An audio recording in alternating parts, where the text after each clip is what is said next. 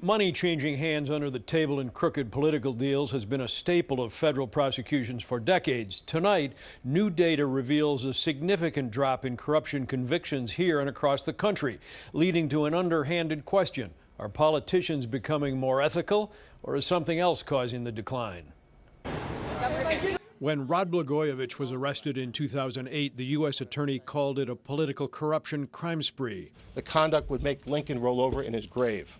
But tonight, Abe Lincoln appears to be resting easier. Illinois' 3 judicial districts are no longer even in the current top 10 for corruption convictions, according to these new data results from Track at Syracuse University in New York. The most stunning result, official corruption convictions nationwide are down more than 49% between 2003 and 2022. Official corruption, it goes to the heart of our belief that we are a nation committed to the rule of law, and that nobody, no matter how powerful or in what kind of a position, is not above the law. This shows the overall decline of corruption convictions. Even with a slight recent uptick of corruption cases brought by the Biden Justice Department, the totals now remain much lower than 2 decades ago. I don't think anybody really believes that we have less public corruption today than we had 20 years ago.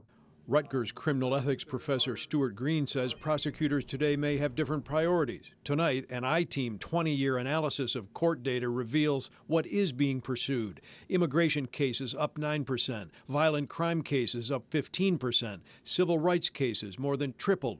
Corruption cases may be more complicated for prosecutors. You're going against more sophisticated and possibly more deep-pocketed defendants.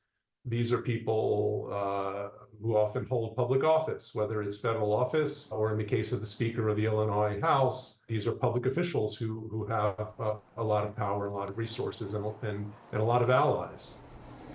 Corruption here perhaps best described by former Illinois Secretary of State Paul Powell, who famously said, "There's only one thing worse than a defeated politician, and that's a broke one."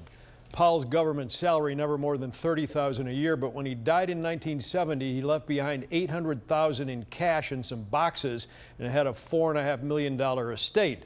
The FBI only many years later figured out it was all cash bribes.